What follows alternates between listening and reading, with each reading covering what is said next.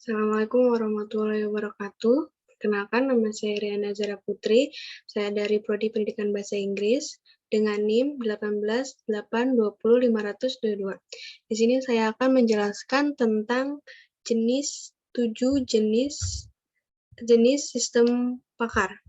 Menurut Stougaard 1987, suatu sistem pakar disusun oleh 3 modul utama, yaitu modul penerimaan pengetahuan atau Knowledge Acquisition Mode. Sistem berada pada modul ini pada saat ia menerima pengetahuan dari pakar. Proses pengumpulan pengetahuan-pengetahuan yang akan digunakan untuk pengembangan sistem dilakukan dengan bantuan Knowledge Engineer. Peran Knowledge Engineer adalah sebagai penghubung antara suatu sistem pakar dengan pakarnya. Yang kedua, yaitu modul konsultasi atau Consultation Mode. Pada saat sistem berada pada posisi memberikan jawaban atas permasalahan yang diajukan oleh user, sistem pakar berada dalam modul konsultasi. Pada modul ini, user berinteraksi dengan sistem dan menjawab pertanyaan-pertanyaan yang diajukan oleh sistem. Yang ketiga, ada modul penjelasan atau Explanation Mode. Modul ini menjelaskan proses pengambilan keputusan oleh sistem, bagaimana suatu keputusan dapat diperoleh. Ada 4 bentuk sistem pakar, yaitu yang pertama, berdiri sendiri. Sistem pakar jenis ini merupakan software yang berdiri sendiri-sendiri, tidak tergantung dengan software lainnya. Yang kedua, tergabung.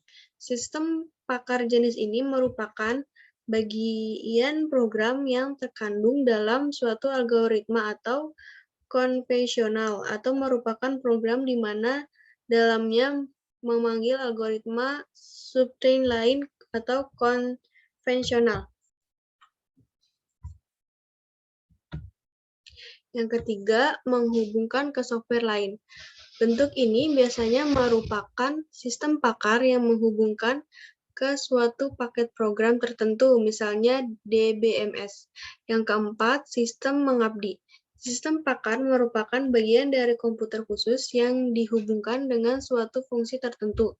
Misalnya sistem pakar yang digunakan untuk membantu menganalisis data radar. Jenis-jenis sistem pakar. Yang satu, interpretasi, menghasilkan deskripsi situasi berdasarkan data sensor. Yang kedua, prediksi, memperkirakan akibat yang mungkin dari situasi yang diberikan. Yang ketiga, diagnosis, menyimpulkan kesalahan sistem berdasarkan gejala atau symptoms. Yang keempat, desain, menyusun objek-objek berdasarkan kendala. Yang kelima, planning, merencanakan tindakan. Yang keempat, monitoring, membandingkan hasil pengamatan dengan proses perencanaan. Yang ketujuh, debugging, menentukan penyelesaian dari kesalahan sistem. Yang kedelapan, reparasi, melakukan rencana perbaikan.